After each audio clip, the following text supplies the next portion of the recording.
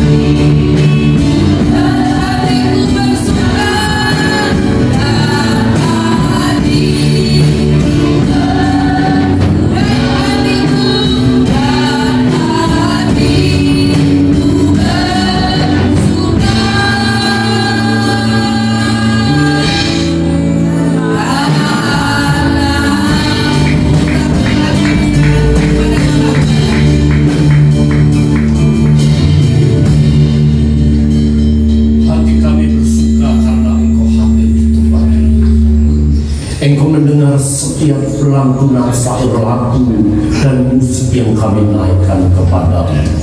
Urapan Allah turun atas kami sekalian. Apatah lagi hamba-hambamu yang akan melayani Tuhan, kami akan urapi jadikan berkat. Setiap kata kalimat, setiap lantunan syair lagu menjadi berkat, dan nama Tuhan Yesus dipermuliakan. Kami buka ibadah ini dalam nama Tuhan Yesus Kristus. Amin. Jemaat kami persilakan. Kita tak perlu takut, kita tak perlu khawatir, kita tak perlu cemas, karena Tuhan selalu ada bersama-sama kita. Allah kita Allah Maha Bisa. El Shaddai. Haleluya.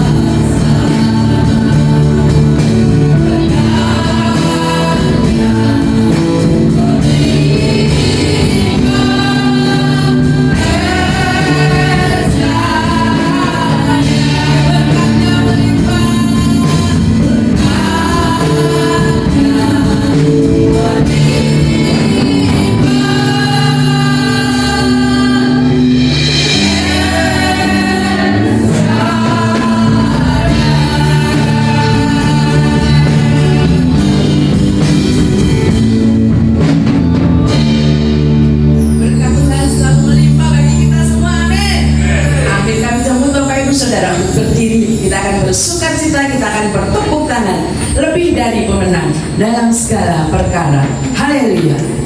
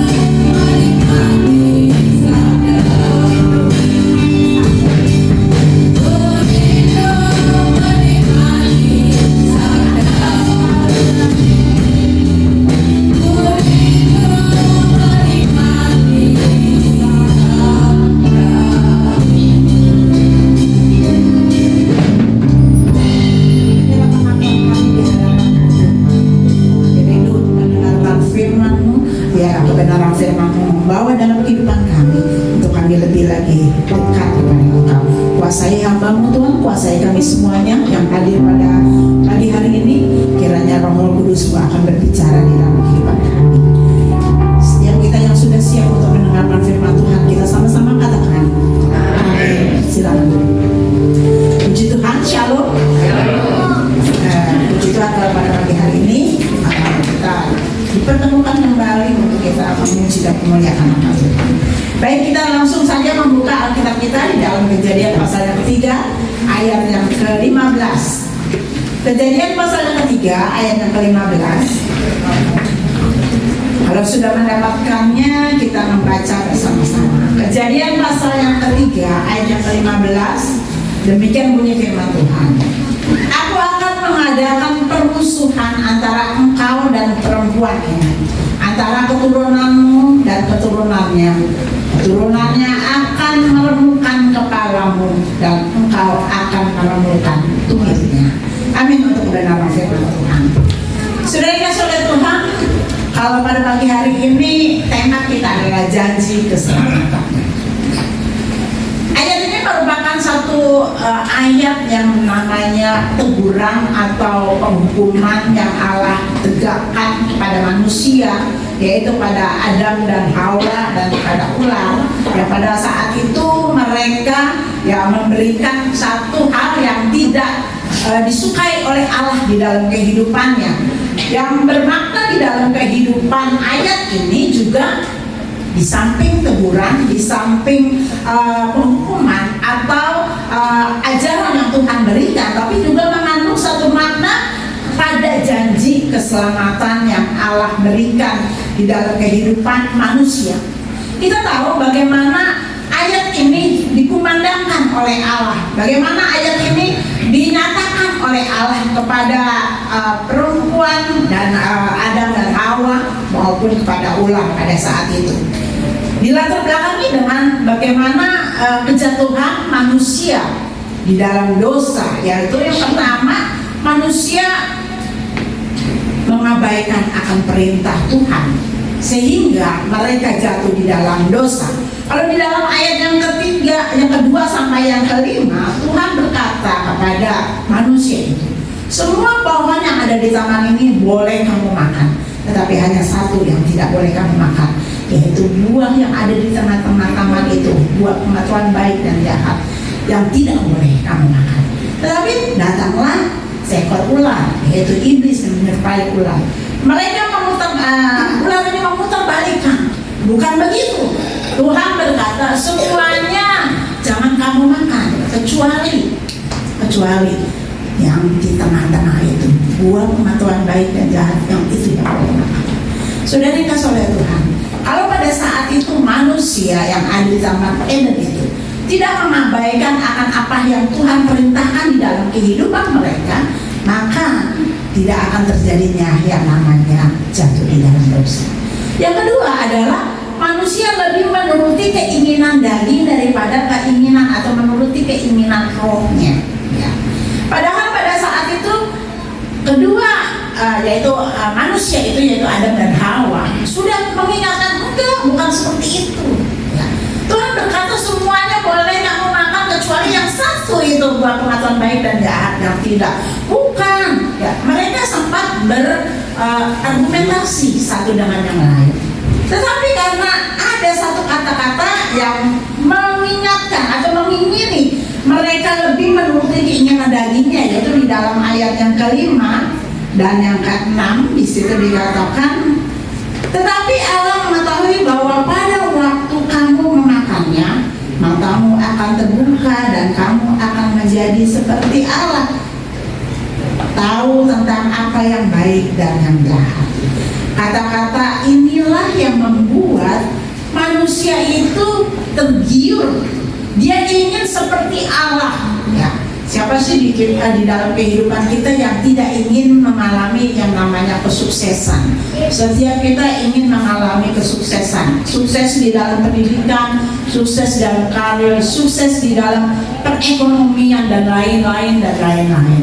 Kita tidak ada yang mengingini, ya kalau kita pernah hidup susah, selamanya kita pernah hidup susah dan sampai selama-lamanya, tidak.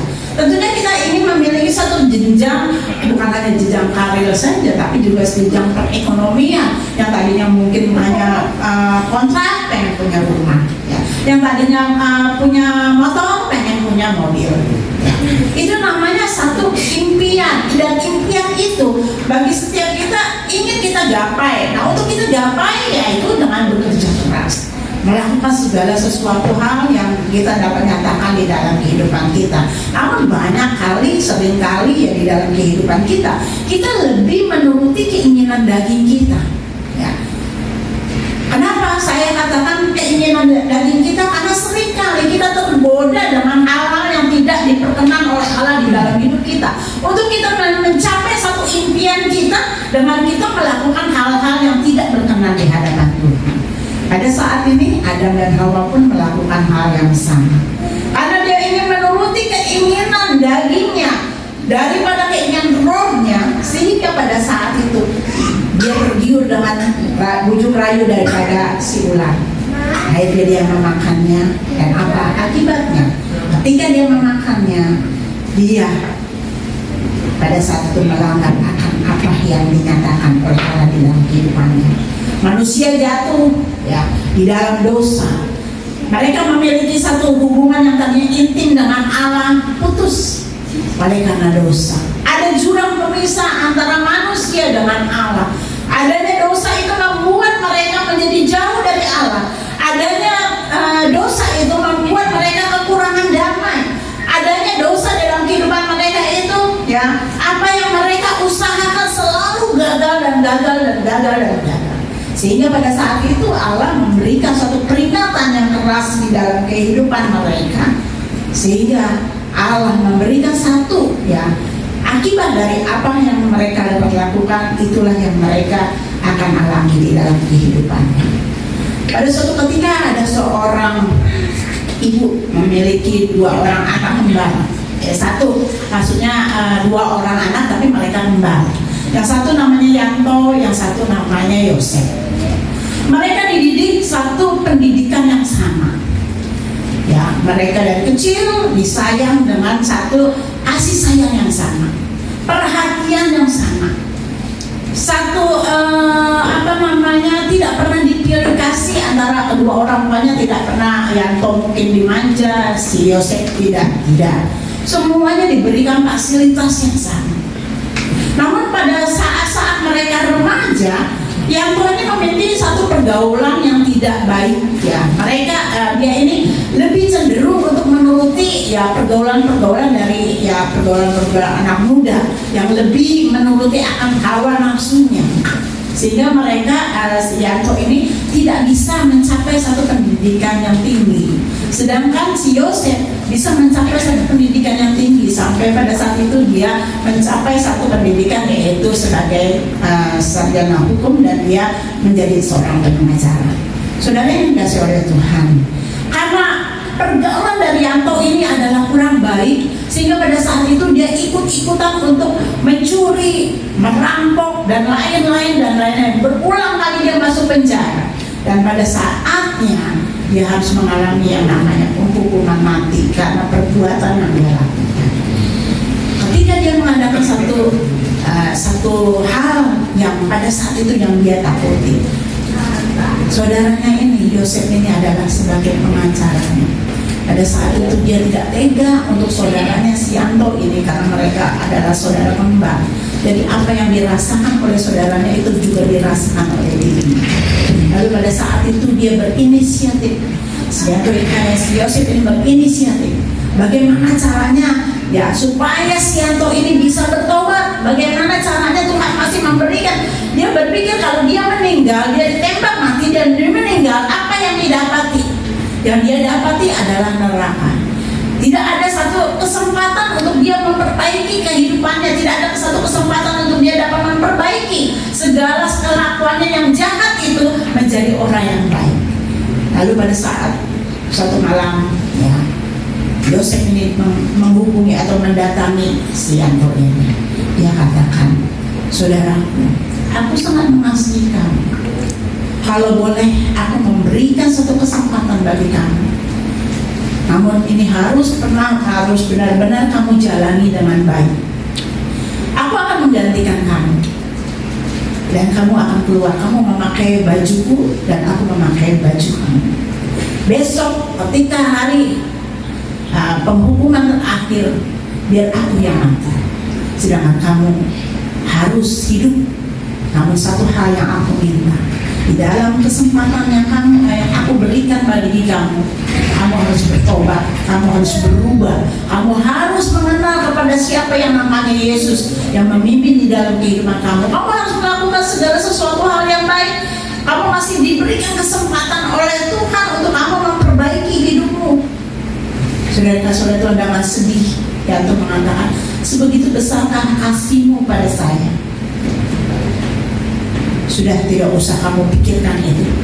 Besok aku akan menjalani hukuman itu, dan kamu akan mengalami satu kebebasan. Saudara-saudara Tuhan, kakak beradik yang luar biasa. Yosef melakukan satu tindakan karena dia tahu, bukan dia membela karena kakaknya jahat, tetapi dia tahu bahwa kesempatan itu tidak datang dua kali di dalam kehidupan kita. Allah masih memberikan kesempatan di dalam kehidupan kita. Siapa sih di antara kita yang tidak mengalami atau yang pernah mengalami yang namanya salah di hadapan manusia maupun di hadapan Tuhan? Kita semua secara sadar atau tidak, ya, kita lakukan dengan sengaja atau tidak, kita adalah orang-orang yang sering kali melupakan Tuhan atau juga melupakan sesama kita. Tapi kalau Tuhan masih memberikan kesempatan-kesempatan terus di dalam kehidupan kita, itu tandanya Tuhan masih mengasihi dalam kehidupan kita. Begitu pula ilustrasi tadi. Nah, oleh sebab ini menjadi satu gambaran di dalam kehidupan kita. Ketika Allah melihat bahwa manusia itu jatuh di dalam dosa, Allah memang memberikan teguran yang keras, Allah memberikan penghukuman yang keras, tetapi Allah memiliki satu kasih yang luar biasa kepada manusia. Karena manusia itu adalah gambar dan serupa dengan Allah. Mereka adalah gambaran dan rupa Allah di dalam kehidupannya. Allah gak mau apa yang Dia ciptakan itu menjadi sesuatu hal yang sia-sia di dalam kehidupannya, karena Dia memiliki satu misi atau visi yang luar biasa, bahwa ketika manusia jatuh dalam dosa, siapakah yang dapat menyelamatkan mereka? Upaya-upaya apa yang Allah berikan di dalam kehidupan mereka, di dalam kehidupan kita khususnya, agar kita mendapatkan satu penyelamatan dari dosa. Yang pertama, Allah memantau kehidupan manusia di Taman Eden. Di dalam ayat yang ke-8, ketika mereka mendengar bunyi langkah Tuhan Allah yang berjalan-jalan dalam taman itu, pada waktu hari sejuk, bersembunyilah manusia dan istrinya itu terhadap Tuhan Allah di antara pohon-pohonan dalam taman. Saudara-saudara Tuhan, ya, ini merupakan satu inisiatif yang Allah berikan, upaya yang Allah berikan. Walaupun manusia berada di dalam dosa, mereka telah kehilangan kemuliaan Allah, mereka itu telah kehilangan damai sejahtera di dalam kehidupan mereka, tetapi saudara-saudara Tuhan masih memindahkan mereka. Allah masih memindahkan, memantau mereka, kehidupan mereka. Sampai pada saat itu ya Tuhan mengatakan, di manakah engkau? Tandanya Allah itu masih mengasihi mereka, walaupun pada satu saat Dia dihukum oleh Allah. Dan hukuman itu merupakan satu akibat dari apa yang dilakukan, pelanggaran yang dilakukan oleh manusia di dalam kehidupannya. Setiap kita pun tidak pernah, ya, kita sebagai orang tua tidak akan pernah memanjakan anak kita ketika kita tahu anak kita salah, lalu kita elus-elus dia. Tidak, kita juga sebagai orang tua pasti akan menegur anak itu, membereskan anak itu, mengarahkan anak itu untuk anak itu menjadi orang yang lebih baik. Begitu pula Tuhan, ya. Walaupun mereka telah kehilangan kemuliaan Allah, namun Allah masih memantau, tidak hanya memantau tapi bertanya, di manakah engkau? Tandanya Allah masih mengasihi di dalam kehidupan mereka. Upaya yang kedua, Allah memberikan hukum Taurat di dalam kehidupan mereka. Kalau kita membaca di dalam Keluaran 20 ayat 1 sampai yang ke-11, di situ bagaimana Allah mengingatkan kepada bangsa Israel khususnya, agar mereka itu mengasihi Tuhan, agar mereka itu dapat mencintai Tuhan, tidak hanya segenap apa yang ada di dalam kehidupannya, tetapi dengan segenap hati, jiwa dan akal budi dan seluruh hidupnya. Ya, kalau di dalam hukum Taurat itu ayat 20 ayat 1 sampai 11, jangan ada padamu Allah lain, jangan menyebut Tuhan dengan sembarangan, jangan membuat patung dan lain-lain. Saudara Tuhan, itu mengarahkan bagaimana agar manusia itu bisa mengasihi Tuhan dengan segenap hatinya, dengan segenap jiwanya, dengan segenap akal budinya. Allah tidak menuntut kita untuk kita membawa uang yang banyak kepada Tuhan. Allah tidak menuntut dalam kehidupan kita berapa banyak ya harta benda kita yang kita berikan sama Tuhan. Tuhan tidak menginginkan itu, karena Dia adalah Allah yang kaya. Dialah Allah yang memiliki seluruh dunia ini ya di dalam kehidupannya. Namun Allah hanya ingin meminta untuk kita mengasihi Tuhan dengan segenap hati kita, dengan segenap jiwa kita. Namun apa yang manusia lakukan? Ketika Musa berada di bukit Sinai, di gunung Sinai untuk mendapatkan Taurat itu, apa yang bangsa Israel lakukan? Kalau di dalam Al-Quran 37 ayat 32 ayat 7, bagaimana mereka melakukan satu hal kekejian, yaitu mereka membuat patung lembu emas. Tidak hanya membuat, tapi mereka menyembah patung lembu emas. Musa sedang menghadap Tuhan, sedangkan bangsa Israel sedang menyembah kepada berhala. Saudara yang kasih Tuhan, disinilah Tuhan menyatakan di dalam kehidupannya apa yang dilakukan oleh Tuhan melalui hukum Taurat pun gagal untuk memperdamaikan antara manusia dengan Allah. Yang ketiga yaitu lewat para imam yang bekerja di bait Allah. Kalau kita baca di dalam Imamat 6, bagaimana mereka melakukan dosa dan mereka memberikan satu persembahan kepada Tuhan melalui persembahan atau korban bakaran, korban sajian. Kalau saudara nanti baca di rumah di dalam Imamat pasal yang ke-6, korban penghapusan dosa ya.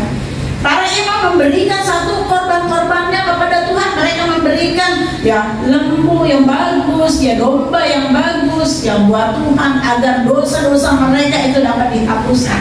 Tetapi apa yang dikatakan oleh Tuhan di dalam Hosea pasal yang keempat, Hosea pasal yang keempat ayat yang ke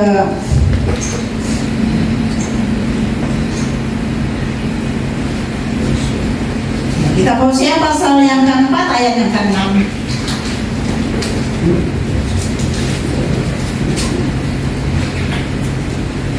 Umatku binasa karena tidak mengenal Allah.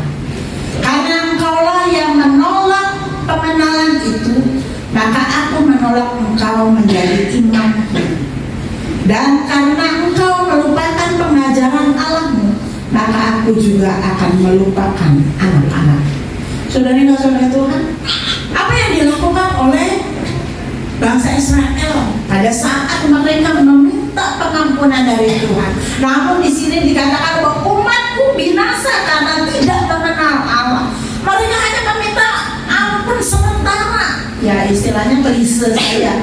Dia katakan, Tuhan aku minta ampun dengan memberikan korban-korban sajian, korban bakaran dan korban penghapusan dosa. Dengan apa secara fisik yang mereka lakukan, yaitu dengan mereka mempersembahkan korban-korban seperti itu. Namun saudara-saudara, tidak hanya bangsa Israel yang melakukan hal-hal yang kekejian, tetapi para imam-imam pun pada saat itu. Kalau kita melihat di dalam 1 Samuel 2, bagaimana seorang imam Eli yang bernama Hofni dan Pinehas, ya, mereka juga adalah seorang imam yang tidak tahu adat, saudara. Karena apa? Ketika orang tuanya memberikan kesempatan untuk rakyat Israel mempersembahkan korban, apa yang mereka lakukan? Mereka mencuri akan korban-korban yang dipersembahkan. Apa yang baik-baik mereka ambil. Kalau saudara baca di dalam 1 Samuel 2, mereka ambil yang baik-baik, yang jelek-jeleknya dikasih pada Tuhan. Yang membuat dalam kehidupan mereka tidak memiliki satu ya jurang pemisah itu bisa bersatu lagi di dalam kehidupannya. Hal itulah saudara yang kasih oleh Tuhan, Tuhan melihat bahwa segala upaya yang Allah berikan di dalam kehidupan mereka, baik melalui pemantauan Tuhan Allah, baik melalui hukum Taurat, baik juga melalui para imam dan para nabi dan lain-lain, saudara, yang kalau kita lihat di dalam perjanjian lama, bagaimana kehidupan bangsa Israel, bagaimana kehidupan anak-anak Tuhan, mereka jauh daripada apa yang menjadi keinginan Allah di dalam kehidupannya. Dan yang terakhir, Allah mengutus anaknya yang tunggal di dalam kehidupan kita untuk berkorban bagi manusia, agar manusia yang binasa tidak menjadi binasa. Hal inilah yang dinyatakan oleh Allah di dalam kehidupan kita melalui nubuatan yang dinyatakan oleh Allah di dalam Yesaya pasal yang ke-7. Yesaya pasal yang ke-7 ayat yang ke-14. Oke.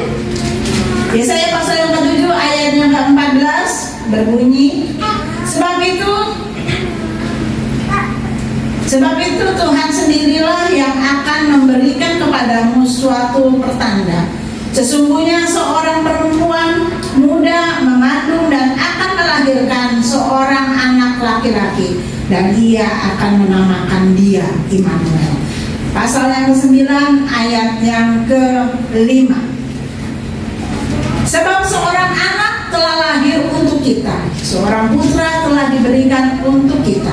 Lambang pemerintahan ada di atas bahunya, dan namanya disebut seorang penasehat ajaib, Allah yang perkasa, Bapa yang kekal, Raja damai.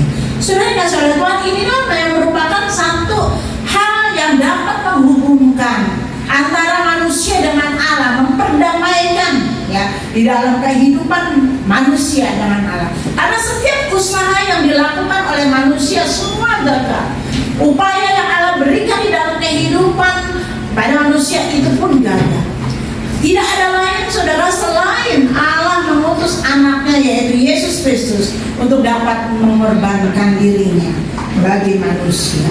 Dan nubuat ini sebelum masa penggenapan di dalam perjanjian baru, nubuat ini sudah dinyatakan oleh Allah di dalam Nabi Yesaya, memberitahukan di dalam kehidupan orang-orang Israel dan seluruh dunia bahwa akan lahir seorang anak yang akan disebut sebagai penasehat ajaib, dikatakan ya, Allah yang perkasa, Bapa yang kekal, dan Raja damai.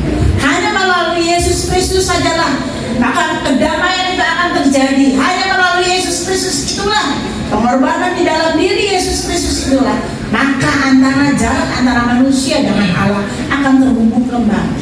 Tidak ada satupun yang dapat melakukan segala sesuatu yang dapat menghubungkan kedamaian di dalam kehidupan kita dengan harta benda kita kan, dengan segala sesuatu yang kita lakukan kan, saudara-saudara Tuhan, selain di dalam nama Yesus. Dan penggenapan itu akan ada dan sudah dilakukan oleh Allah di dalam Yohanes pasal yang ketiga ayat yang ke-16. Pasti saudara sudah hafal? Sudah hafal? Yohanes pasal 3 ayat yang ke-16. Coba bunyinya bagaimana? Karena begitu besar kasih Allah akan dunia ini, sehingga dia mengaruniakan anaknya yang tunggal, barang siapa yang percaya kepadanya tidak binasa melainkan karena begitu besar kasih Allah akan dunia ini, tidak hanya kepada orang Israel tetapi di dalam kehidupan kita. Karena begitu besarnya, inilah janji keselamatan yang Allah berikan dan Allah sudah genapi di dalam kehidupan kita. Kita mungkin dapat merenungkan di dalam hidup kita. Seandainya Kristus tidak mau datang ke dalam kita, kita tahu bagaimana kelahiran Yesus nanti akan dinyatakan ya. Bagaimana kelahiran Yesus? Apakah Yesus lahir di tempat yang bagus? Tidak. Apakah Yesus itu disambut dengan baik? Tidak. Apakah pada saat Yesus lahir itu ya orang-orang antusias untuk dapat menjumpai bayi Yesus yang sebagai juru selamat, Allah yang perkasa, Bapa yang kekal, yaitu Raja damai? Apakah mereka dapat menyambut menyangkut semuanya itu dengan baik. Tidak. Kita dapat melihat bagaimana pengorbanan yang Allah berikan di dalam kehidupan hanya untuk memperdamaikan antara manusia dengan Allah. Allah memberikan anaknya yang tunggal di dalam kehidupan kita. Apa yang Allah dapat lakukan? Sebagai ayat terakhir kita membaca di dalam Filipi pasal yang kedua, ayat yang ke-6 dan yang ke-7. Yang walaupun dalam rupa Allah tidak menganggap kesetaraan dengan Allah itu sebagai milik yang harus dipertahankan, melainkan telah mengosongkan dirinya sendiri dan mengambil rupa seorang hamba dan menjadi sama dengan manusia. Luar biasa saudara, pengorbanan yang Allah berikan di dalam kehidupannya. Dia adalah yang memiliki satu kesetaraan dengan Allah. Yesus itu memiliki satu kesetaraan, berarti Yesus dengan Allah dan Roh Kudus itu sama. Dia dikatakan mengosongkan dirinya, dia tidak mempertahankan hidupnya, sama seperti tadi saudara tadi yaitu Yosef. Yosef mau berkorban kepada adiknya atau saudaranya hanya untuk agar adiknya itu boleh mengalami satu kehidupan yang kekal. Dia tahu bahwa pengorbanan tidak dapat dilakukan di dalam kehidupan daripada Yosef ketika dia mati dalam satu keadaan kebinasaan. Dia akan mendapatkan satu hidup yang dalam kebinasaan. Tetapi ketika dia mengambil alih semuanya itu, Tuhan masih memberikan kesempatan di dalam kehidupannya. Kalau pada saat ini Yesus sudah mengambil alih hukumannya bagi kita. Pada saat ini kita memperingati yaitu kematian Tuhan Yesus. Kita memakan darah dan daging Yesus di dalam hidup kita. Adakah di dalam kehidupan kita ketika kita melakukan perjamuan kudus itu kita dapat merenungkan, dapat menyatakan di dalam Tuhan, aku bersyukur kalau Tuhan berkorban bagi saya. Siapa saya ini? Siapa kita ini di hadapan Tuhan? Kita ini adalah anak-anak Tuhan yang seringkali mendukakan hati Tuhan. Kita adalah anak-anak Tuhan yang seringkali menyakiti hati Tuhan. Kita seringkali adalah anak-anak Tuhan yang tidak berkenan di hadapan Tuhan. Tetapi Allah kita, Yesus Kristus, sudah mengosongkan dirinya, dikatakan.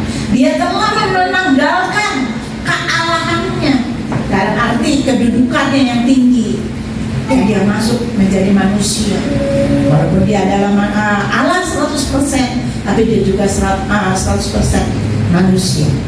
Dia dicaci maki di dalam lahirannya sampai dia mati di kayu salib. Bagaimana pengorbanan yang Allah berikan? Tidak hanya dia berkorban hanya untuk nyawanya saja, tetapi caci makian, ya, penolakan yang dinyatakan oleh murid-muridnya, oleh orang-orang banyak, oleh orang-orang Farisi, ahli Taurat, saudara yang saudara Tuhan, di dalam sepanjang perjalanan hidupnya, di dalam dia menyampaikan misi keselamatannya, tidak pernah dia mengalami yang namanya kesenangan secara pribadi. Yang dia alami adalah sesuatu hal yang nyata, mungkin bagi kita menyakitkan. Bagaimana dengan kehidupan kita? Adakah niat dalam hidup kita ingin mundur dari Tuhan ketika masalah itu datang dalam hidup kita? Adakah di dalam hidup kita, dalam hati kita ingin atau memiliki satu niatan untuk kita tidak lagi menyembah hadirat Tuhan? Kita menjadi orang-orang yang tawar hati dengan berbagai macam masalah yang kita hadapi. Adakah di dalam kehidupan kita menjadi orang-orang yang ingin lari daripada kenyataan? Satu hal yang kita tahu, bahwa Allah kita adalah Allah yang senantiasa membela di dalam hidup kita. Kalau kita mau duduk diam di bawah kaki Tuhan, kalau Tuhan mau memberikan kesempatan dalam kehidupan kita mau mengaku segala kesalahan kita di hadapan Tuhan. Tuhan katakan, aku adalah Allah yang setia, yang mau mengampuni, asalkan kita tidak melakukan lagi akan apa yang kita pernah lakukan. Janji keselamatan itu sudah Allah genapi dalam kehidupan kita. Marilah kita membereskan hidup kita untuk kita semakin hari semakin berkenan di hadapan Tuhan. Semakin hari kita semakin mau menyenangkan hati Tuhan, dan semakin hari kita semakin mau berbuat sesuatu bagi Tuhan. Saya selalu tanamkan dalam kehidupan khususnya dalam keluarga saya. Kalau kita mengasihi Tuhan, kalau kita mau melayani Tuhan, jangan pernah kita hitung-hitungan sama Tuhan. Karena kalau kita melayani Tuhan, kita mengasihi Tuhan, kita menjadi pengikut Tuhan, hitung-hitungan dengan Tuhan, Allah pun akan hitung-hitungan dengan kita. Lakukan apa yang menjadi bagian kita, lakukan dengan tulus. Lakukan segala sesuatu dengan sesuatu hal yang baik di hadapan Tuhan. Karena Tuhan pun tidak akan tinggal diam. Mungkin manusia tidak menghargai kita, mungkin manusia meremehkan kita, mungkin manusia itu merendahkan kita, tidak menjadi masalah. Yang penting Allah kita itu memuliakan kita. Yang penting Allah kita itu menghargai kita. Dari mana kita mendapatkan penghargaan di dunia? Sebatas penghargaan saja, tetapi nanti di sana kita tidak mendapatkan apa-apa. Karena pada suatu saat firman Tuhan katakan di dalam Matius pasal yang ke-24, bukankah aku sudah menyembuhkan orang yang sakit? Bukankah aku sudah bisa begini, sudah bisa begini, bisa begini? Tuhan katakan, aku tidak pernah mengenal kamu. Jangan sampai saudara di dalam kehidupan kita, ketika kita datang di hadapan Tuhan nanti, Tuhan, inilah anakmu Tuhan, inilah hambamu. Tuhan katakan, aku tidak pernah mengenal kamu. Jangan sampai itu terjadi di dalam kehidupan kita. Mari kita sama-sama membangun iman kita, membangun pola pikir kita, membangun motivasi kita untuk kita melakukan segala sesuatu dalam kehidupan kita hanya untuk kemuliaan nama Tuhan, hanya untuk membesarkan nama Tuhan. Janji keselamatan itu harus diberitakan di dalam kehidupan kita kepada orang lain, agar semua orang menjadi percaya di dalam Tuhan. Amin. Untuk kebenaran firman Tuhan saya serahkan kepada Bapak.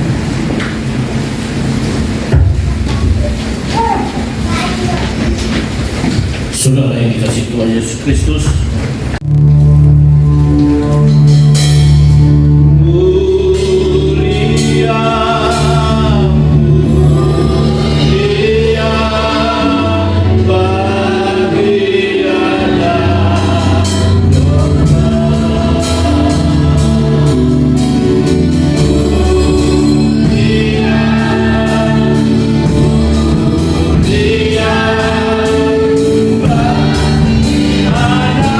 Ada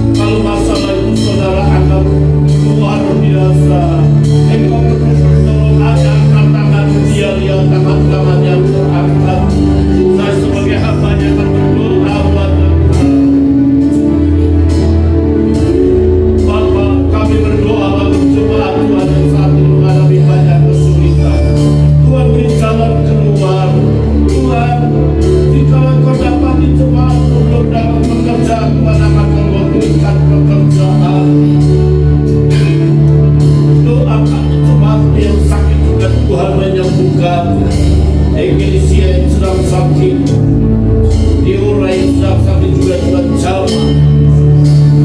Tuhan sembuhkan, Eli yang sakit juga Tuhan sembuhkan, dan kami percaya lambatan Allah nyata bagi keluarga kami masing-masing.